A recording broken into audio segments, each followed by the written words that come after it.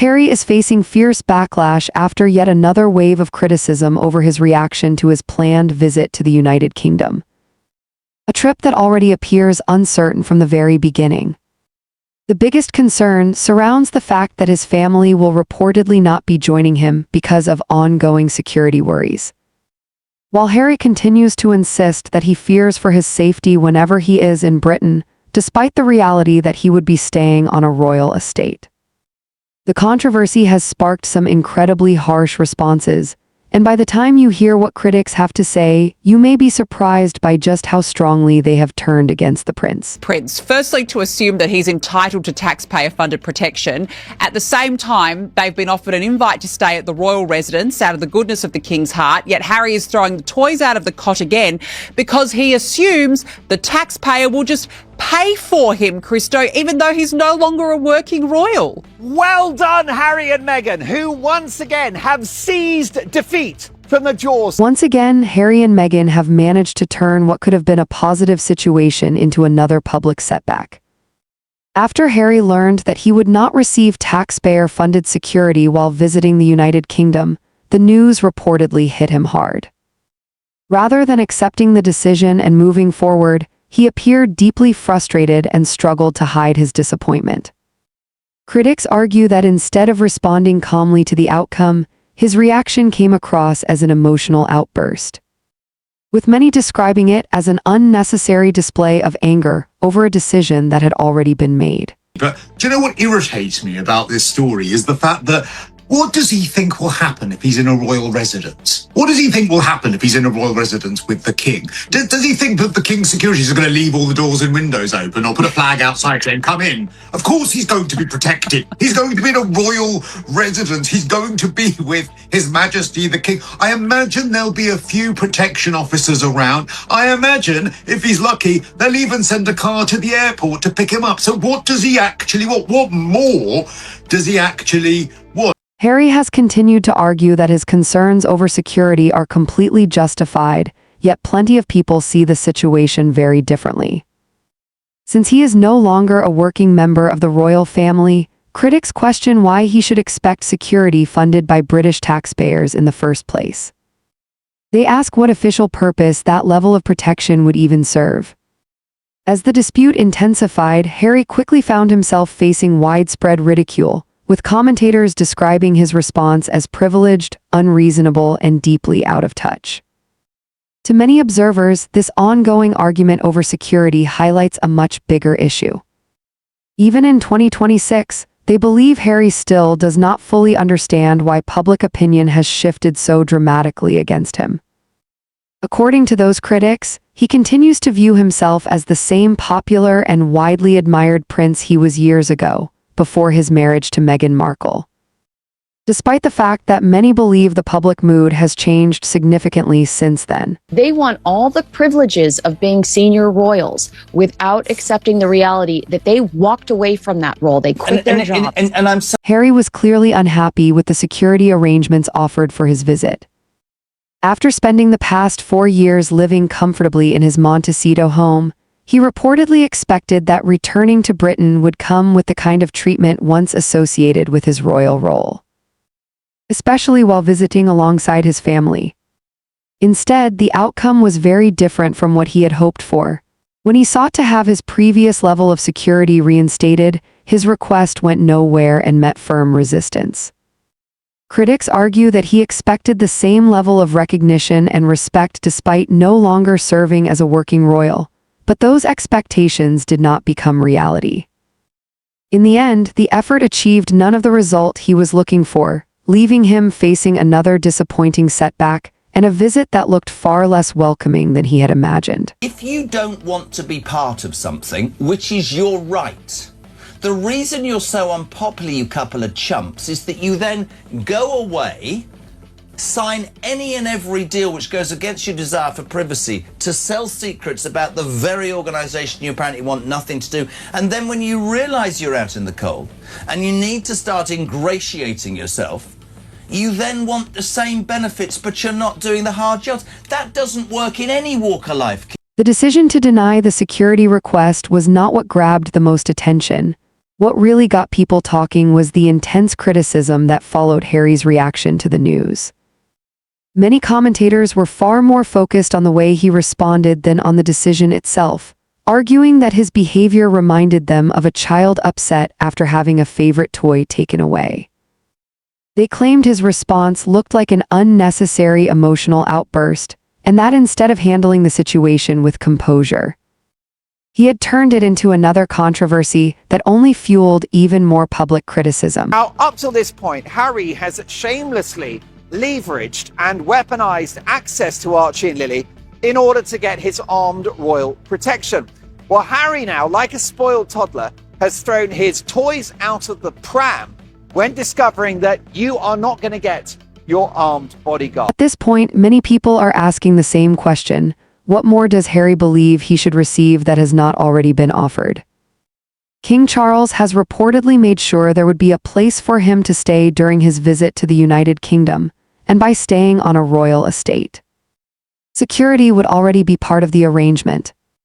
That is why critics struggle to understand why the issue continues to be presented as such a major concern. After all, royal residences are widely regarded as some of the most secure locations in Britain. So why does Harry continue to suggest that he would somehow be left without adequate protection? Many commentators argue that his concerns seem exaggerated, questioning what additional level of security he believes is necessary beyond what would already be available while staying at the palace. When they last had a private meeting, which was at Prince Philip's funeral, it ended up as the forward in Spare, the book. When the late Queen Elizabeth died, we literally got details of how he went into her bedroom and sat with her. Things that I don't think that the late Queen would have wanted in the public domain. So there's always that risk when he sees his family that it's going to end up being monetized somehow. And I just think that that's incredibly vulgar. Critics argue that Harry's sense of entitlement, which some also attribute to Meghan's influence, continues to shape the way he views the situation. Rather than recognizing the support that King Charles has reportedly offered, they say he remains focused on securing taxpayer-funded protection, despite no longer serving as a working member of the royal family.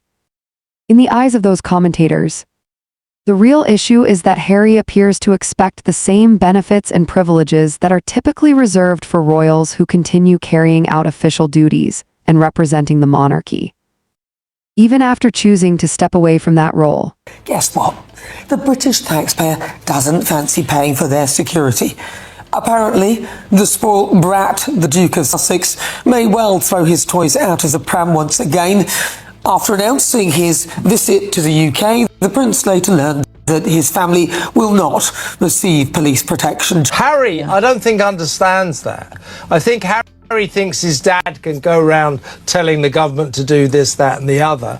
And I actually think so stupid that he thought, well, if I tell Dad I'm bringing this back, and then I turn around to him and say, hey, Dad, I've just found out you're not going to give me any gun guards, therefore you're not going to see your grandchildren unless you do something about it. Some critics have gone even further in questioning Harry's position. One royal commentator argued that there is a clear contradiction in his actions, pointing out that while Harry repeatedly stresses how serious his personal security concerns are, he also chose to publish sensitive details about his military service in Afghanistan in his memoir, including the number of Taliban fighters he said he killed during his deployment. According to those critics, sharing information of that nature may have increased the very security risks he now says he faces. Because of that, they question why he is now expressing such deep fears for his safety after voluntarily. He will always be the son of the king, and he did serve in the armed forces. So he'll always be a target for that reason. However, then when he wrote his book, giving away secrets of when he was in the armed forces, thereby making himself more of a target, you just think, well, how stupid do you need to be? And now, coming here, he is coming, he's not coming, he's going to come and he doesn't think he's going to get protection. Of course he'll be protected. It's moronic to think otherwise. The breakdown in trust between Harry and the royal family is something many observers believe happened years ago, and they argue that rebuilding it has become incredibly difficult. According to those critics, confidence in Harry has faded because private conversations have repeatedly ended up in the public spotlight. While confidential family discussions have allegedly resurfaced in books, interviews, and other public platforms, they point out that seeing personal family exchanges described in a published memoir would naturally make any family more cautious about what they share. His television interviews have also centered on deeply private family matters, reinforcing the belief among critics that almost any conversation with Harry could eventually become public. As a result, they argue that those within the royal family are now far more guarded, believing that sharing sensitive information carries the risk of it later being revealed to the world. Is this some big kumbaya moment? I highly doubt it. I don't think that Harry's done anything in the last 6 years to restore the trust that he has damaged between him and his family. According to critics, Harry is now taking a different approach by traveling to the United Kingdom without his family, making it clear that his children will not accompany him unless his security arrangements are changed. Reports from sources said to be close to King Charles claim that the king deeply hopes to spend time with his grandchildren. And some commentators believe Harry understands exactly how emotionally significant that is. They argue that this has become a form of leverage in the ongoing dispute. Those same critics also suggest Harry believes his presence is essential to the success of the Invictus Games, assuming that if he were absent and the event suffered as a result, the royal family would ultimately face public criticism. Since his previous public objections have not achieved the outcome he wanted, commentators claim he has now adopted what they describe as a more deliberate strategy, one they see as an attempt to place increasing pressure directly on King Charles.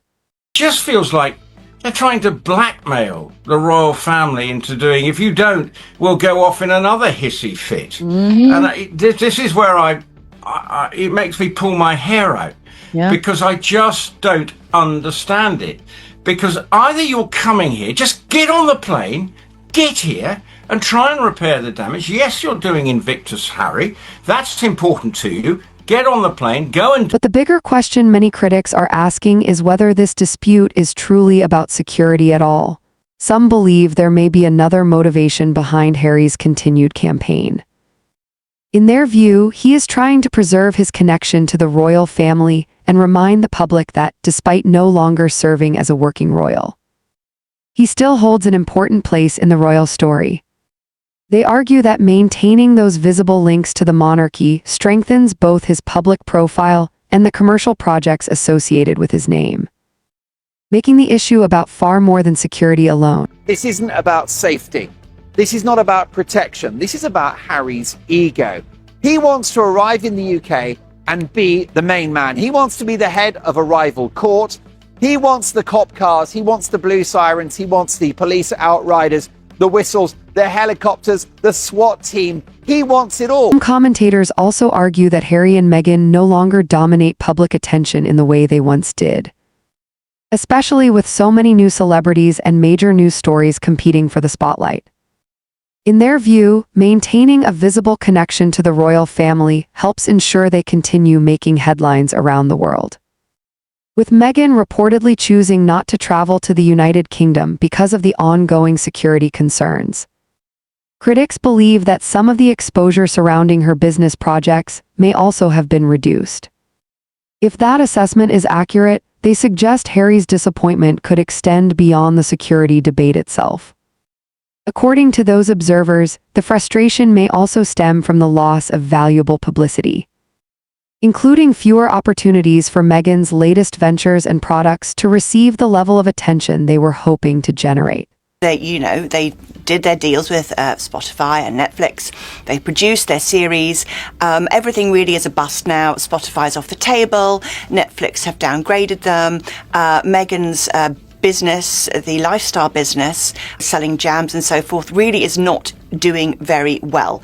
So, yes, there is also, cynics would say The criticism Harry is facing today is viewed by many of his critics as entirely justified, and they believe public sympathy for him has continued to fade with each new controversy. Some commentators even argue that people who once stood firmly in his corner are beginning to grow frustrated, finding it harder to defend his actions than they did in the past. According to those observers, many former supporters now feel torn between continuing to back him or stepping away from what they see as an ongoing cycle of public disputes.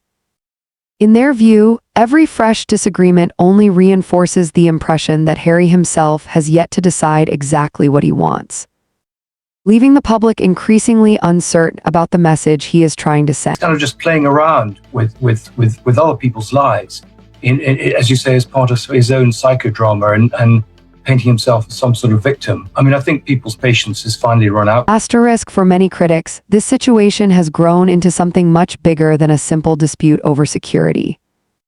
They see it as another chapter in a much wider debate about what they view as Harry's sense of entitlement and the decisions he continues to make.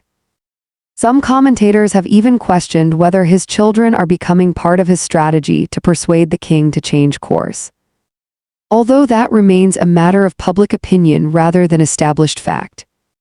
What do you think about the situation? Do you believe Harry is using his children as leverage in this ongoing disagreement with King Charles, or do you see the issue differently?